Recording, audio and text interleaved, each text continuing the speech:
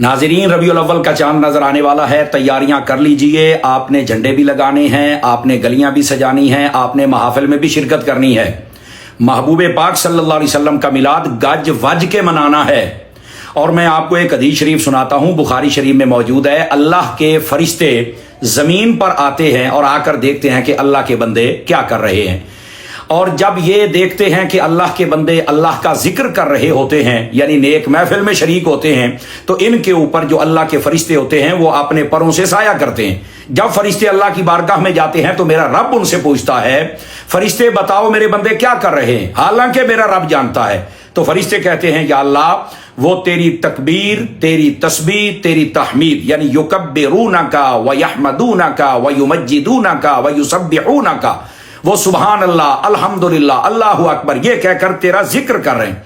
अल्लाह फरमाता है उन्होंने मुझे देखा है? तो वो कहते हैं देखा तो नहीं।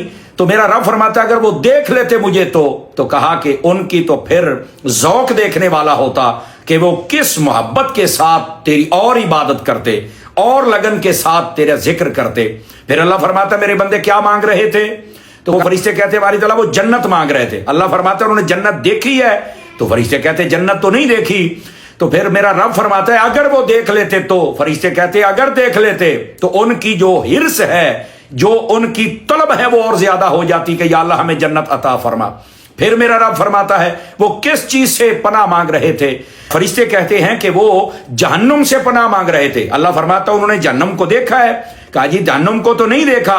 अल्लाह फरमाता अगर देख लेते तो कहा कि वो उससे और दौड़ते, अपने दिल में खौफ रखते, वो उस जहन्नुम से डरते। अल्लाह फरमाता है फरिश्तों गवाह हो जाओ, इन सब को जो मांग रहे हैं वो जन्नत मैंने अता कर दी और जिससे भाग रहे हैं उस जहन्नुम से मैंने पनाह अता कर दी।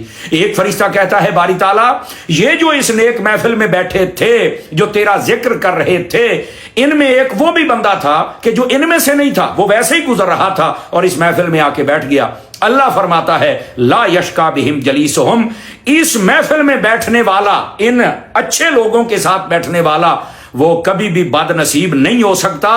इनकी संगत में बैठ गया, इस महफिल में बैठ गया, हमने उसकी वजह से इसको भी वही इनाम अता कर दिया। मैं सारे नौजवानों से गुजारिश करूंगा जहां जहां नेक महफिल हो आप जरूर जाया करें। हमारे यहां अमूमी तौर पे शादी ब्याह हो तो वहां पर बच्चों को भेज दिया जाता है, और जब महफिल की बात हो तो बस औकात मां बाप भी कहते हैं कि भाई हालात अच्छे नहीं है, हम नहीं भेज सकते। ओ भाई महफिलों के लिए तुम्हारे हालात अच्छे नहीं है, और ये जितने भी दुनियावी फंक्शन होते हैं वहां औलाद को भेज देते हो। मां बाप से भी गुजारिश है गली मोहल्ले में जहां भी महफिल हो, जिस मस्जिद में हो, अपने घर वालों को भी भेजें और साथ में अपने बच्चों को भी भेजें, ताकि वो वहां से हुजूर अकरम अलैहिस्सलाम की जब नाते सुनेंगे दिल में इश्क रसूल पैदा होगा। जब वो खिताब सुनेंगे तो सीरत मुस्तफ़ा आका करीम अलैहिस्सलाम के जलवागरी, आपकी शानें, आपके कमालात सुनेंगे, हुजूर की मोहब्बत बढ़ेगी, अमल का जज्बा पैदा होगा।